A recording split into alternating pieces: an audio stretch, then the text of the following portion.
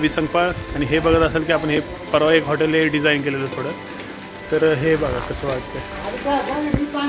आणि तुम्हाला दुसरी साईड एक दाखवतो हॉटेलची. हे बघा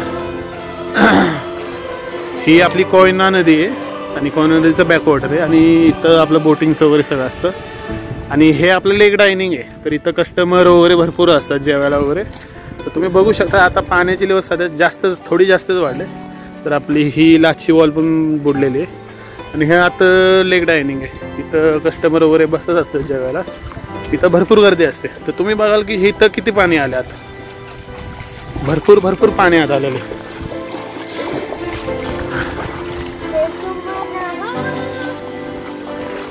तर मित्रांनो कोयना नदी तुम्हाला कशी वाटली आणि हे प्लेस कसं आहे तुम्हाला कसं वाटेल तुम्ही कमेंट करू शकता या प्लेसच्या बाबतीत.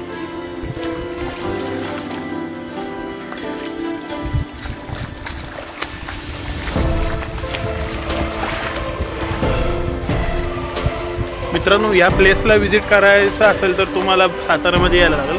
आणि साताऱ्यातून हे प्लेस म्हणजे या प्लेसचं नाव बामणोली आहे, तर हे प्लेस साताऱ्यातून 40 किलोमीटर अंतरावर आहे. तर तुम्ही नक्की व्हिजिट करा हॉटेल सरपंच वाड्याला. किंवा तुम्हाला इकडचे काही डिटेल्स किंवा काही फोटो लागत असतील तर तुम्ही गुगलला हॉटेल सरपंच वाडा म्हणून बी सर्च करू शकता. तुम्हाला अजूनही फोटो आणि व्हिडिओ वगैरे मिळतील.